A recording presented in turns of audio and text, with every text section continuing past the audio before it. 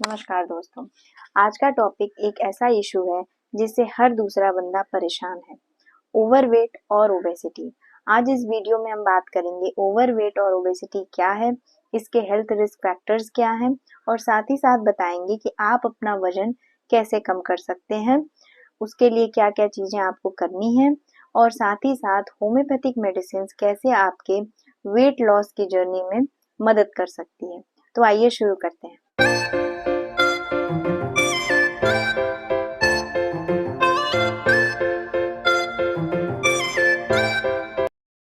मैं हूँ डॉक्टर वान्या राज। आज हम बात करेंगे ओवरवेट और ओबेसिटी के बारे में। ओवरवेट और ओबेसिटी क्या है?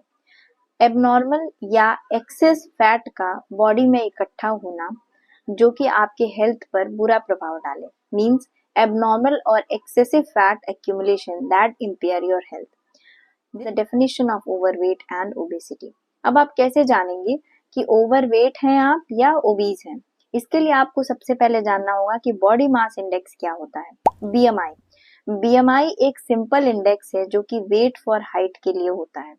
इसको कैलकुलेट करने का तरीका है BMI equals to weight in kg of that person, जिसका हम बीएमआई कैलकुलेट कर रहे हैं, divided by square of the height in metre. BMI is commonly used to classify overweight and obesity in adults. WHO के definition के according अगर BMI greater than और equal to 25 है तो वो ओवरवेट की कैटेगरी में आता है, और अगर BMI ग्रेटर देन और इक्वल टू 30 है तो ओबेसिटी के कैटेगरी में आता है। What causes obesity? ओबेसिटी के कारण क्या है? ओबेसिटी के बहुत सारे कारण हैं, जिसमें पहला कारण है अनहेल्दी फूड ईटिंग हैबिट्स या बैड ईटिंग हैबिट्स, जैसे कि जंक फूड का ज़्यादा से ज़्यादा इस्तेमाल करना, बर्गर, पिज्ज़ा, कोल्ड ड्रिंक, मैदे से बनी चीज़ें खाना, पास्ता और पैकेज्ड फूड का इंटेक, ऐसे एनर्जी डेंस फूड लेना जिसमें कि हाई शुगर, हाई फैट और हाई सॉल्ट की मात्रा है, और जो जो हमारे माइक्रो न्यूट्रिएंट्स हैं जो हमारे बॉडी के लिए एसेंशियल है उनकी मात्रा बहुत कम होती है। दूसरा कारण है इनएक्टिविटी, फिजिकल एक्टिविटी डिक्रीज हो जाना, जो आजकल का सेडेंटरी नेचर ऑफ वर्क है, जैसे कि लैपटॉप पे बैठकर काम करना, सिस्टम के सामने ही काम करना, ऑफिस में बैठकर काम करना, तो ये जो सेडेंटरी नेचर ऑफ वर्क है ये भी एक कारण है ओबेसिटी का। तीसरा कारण जेनेटिक हो सकता है। चौथा कारण लैक ऑफ स्लीप हो सकती है। सोना बहुत ज़रूरी है, एक प्रॉपर स्लीप लेना बहुत ज़रूरी है, और इससे स्लीप ना लेने से आपका सर्कैडियन सिस्टम जो है वो रिदम जो है वो डिस्टर्ब होता है। आजकल के एरा में लोग रात तक जागते हैं और मॉर्निंग में लेट तक सोते हैं, ये बिल्कुल भी ना करें, इससे आपका वजन बढ़ सकता है। कुछ मेडिकल कंडीशंस होती हैं जैसे कि पीसीओएस जो कि बहुत कॉमन है, पॉलीसिस्टिक ओवेरियन सिंड्रोम, हाइपोथायराइडिज्म, ये भी एक कारण है ओबेसिटी का। कुछ मेडिकेशंस की वजह से, कुछ साइकेट्रिक इलनेसेस की वजह से भी वजन बढ़ता है। आर्थराइटिस की वजह से भी वजन बढ़ता है, क्योंकि आर्थराइटिस में पेन इतना ज़्यादा होता है कि एक्टिविटी कम हो जाती है, जिसकी वजह से वेट गेन होता है। आइए अब समझते हैं कि हेल्थ रिस्क क्या हो सकते हैं ओबेसिटी की वजह से। What are the health risk due to obesity? इससे बहुत सारे सीरियस हेल्थ इश्यूज हो सकते हैं। मोटापा सिर्फ आपके बॉडी शेप का इशू नहीं है, बल्कि ये आपके हेल्थ से डायरेक्टली कनेक्टेड है। इसके वजह से होने वाला जो हेल्थ रिस्क है, जैसे कि आपको टाइप 2 डायबिटीज हो सकता है, कोलेस्ट्रॉल की मात्रा बढ़ सकती है आपके बॉडी में, high cholesterol, high triglyceride, metabolic syndrome यानी कि high BP, high blood sugar, high triglyceride and high cholesterol, इसका कॉम्बिनेशन जब होता है तो उसे मेटाबॉलिक सिंड्रोम बोलते हैं। कुछ गायनेकोलॉजिकल इश्यूज जैसे कि पीसीओएस, हाइपोथायराइडिज्म, इनफर्टिलिटी, ये भी हो सकता है।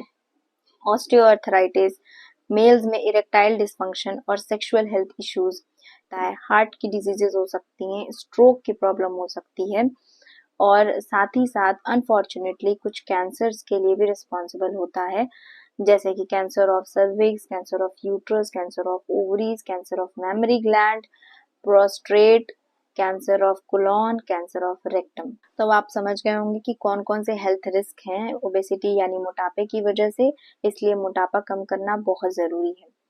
आइए अब समझते हैं कि कौन कौन सी ऐसी चीज़ें हैं जो आपको होम्योपैथिक मेडिसिन के साथ करनी है, जिससे कि आपको एक बहुत अच्छा, बहुत बेटर रिजल्ट मिल सकता है आपके वेट लॉस जर्नी में। थिंग्स टू डू, सबसे पहली चीज कि अपने डाइट में हेल्दी चेंजेस करें। अपने डाइट में ज़्यादा से ज़्यादा फ्रूट्स और वेजिटेबल्स लें, होल ग्रेन्स लें यानी कि खड़ा अनाज खाएं, जैसे कि रागी, बाजरा, ज्वार, मक्का, ब्राउन राइस, इनसे बनी चीज़ें खाएं। और स्वीट्स बिल्कुल अवॉइड करें, यानी कि मीठा अवॉइड करें। बिल्कुल तो नहीं कह सकते, लेकिन कम करें, मीठा खाना कम करें। और कार्बोहाइड्रेट्स की मात्रा कम लें, जैसे कि सफ़ेद चावल हो गया, आलू हो गया, इन सबको कम करें। दूसरी चीज, अपना ब्रेकफास्ट बिल्कुल स्किप ना करें, ब्रेकफास्ट इज वेरी एसेंशियल। और तीसरी चीज, अपना खाने पीने का जो समय है वो फिक्स करें कि मॉर्निंग में मुझे 9 बजे तक ब्रेकफास्ट ले लेना है, दोपहर का खाना 1-1:30 बजे तक हो जाना चाहिए, शाम का स्नैक्स हल्का फुल्का 3-4 बजे तक हो जाना चाहिए, और रात का डिनर इज वेरी इंपॉर्टेंट, 7:30 से पहले हो जाना चाहिए। तो इससे क्या होगा कि आपको वेट लॉस करने में बहुत आसानी होगी, ये बहुत हेल्पफुल है और इसको करके देखें आप। चौथी चीज है कि पानी ज्यादा से ज्यादा पीना है, स्टे हाइड्रेटेड, क्योंकि पानी एक बहुत अच्छा फैट कटर होता है और ये आपके वेट लॉस जर्नी में बहुत हेल्पफुल होगा। पांचवी चीज, अपनी एक्टिविटी बढ़ा देनी है, फिजिकल एक्टिविटी बढ़ा देनी है, और आपको एक्सरसाइजेस करने हैं। और फिजिकल एक्सरसाइज आपको करनी है। अगर आपको एक्सरसाइज करने की आदत नहीं है तो एटलीस्ट आप 20 मिनट वॉक तो डेली करें, रेगुलरली करें, तो इससे आपको बहुत फायदा मिलेगा। मॉर्निंग की वॉक आप ब्रिस्क वॉक कर सकते हैं जल्दी जल्दी, और शाम में डिनर के बाद आप आराम से 20 मिनट वॉक करें, इससे आपको बहुत फायदा मिलेगा। तो आइए अब जानते हैं कि कौन कौन सी होम्योपैथिक मेडिसिन हैं जो आपके वेट लॉस जर्नी में तो दोस्तों अब बात करते हैं होम्योपैथिक मेडिसिन के बारे में। होम्योपैथिक मेडिसिन एक वाइटल रोल प्ले करती है ओबेसिटी को मैनेज करने में, और साथ ही साथ उससे होने वाले जो हेल्थ कॉम्प्लिकेशंस हैं उनको प्रिवेंट करने में।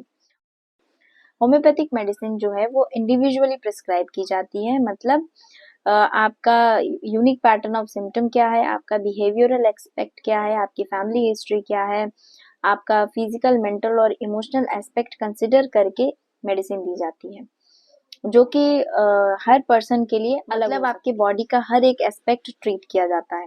सिर्फ आपका बॉडी वेट नहीं, आपके माइंड और इमोशंस का भी ध्यान रखा जाता है ना इंटरेस्टिंग।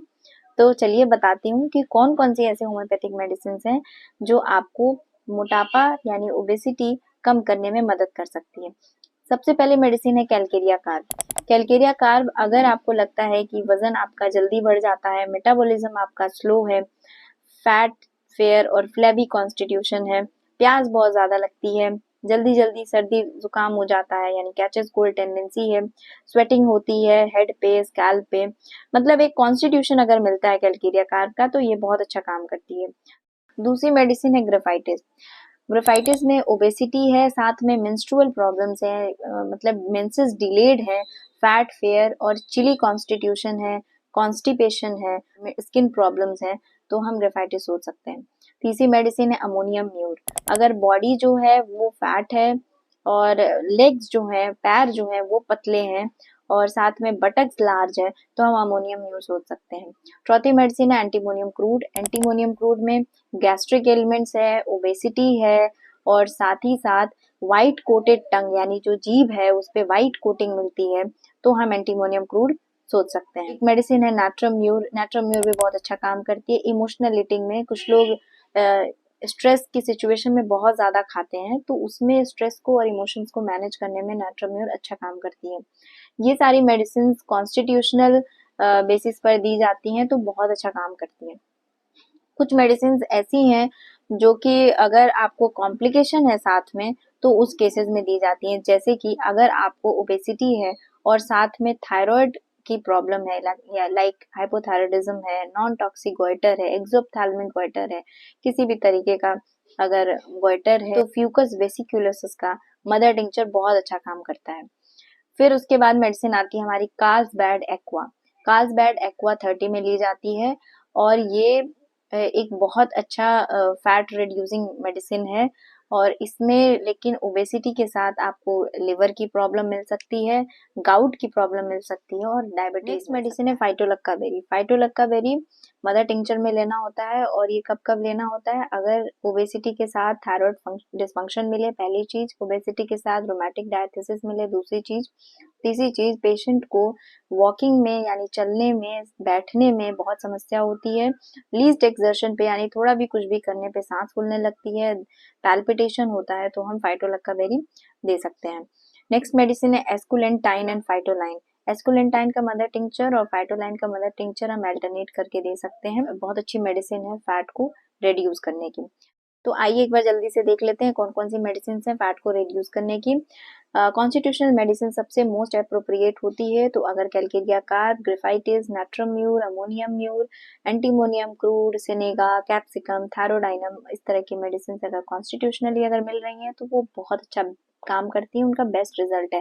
साथ ही साथ कुछ मदर टिंचर्स जैसे कि फ्यूकस वेसिकुलोसिस, फाइटोलक्का बेरी, एस्कुलेंटाइन फाइटोलाइन, कार्लसबैड एक्वा, ये सब भी बहुत अच्छा काम करती हैं फैट को। एक चीज और बता दूं मैं कि सिर्फ होम्योपैथिक मेडिसिन लेने से आपका फैट कम नहीं होगा, आपको साथ ही साथ थिंग्स टू डू में जो चीजें मैंने बताई हैं वो आपको साथ ही साथ फॉलो करना होगा, तभी आपका फैट बहुत जल्दी रिड्यूस होगा और आप हेल्दी रह सकेंगे।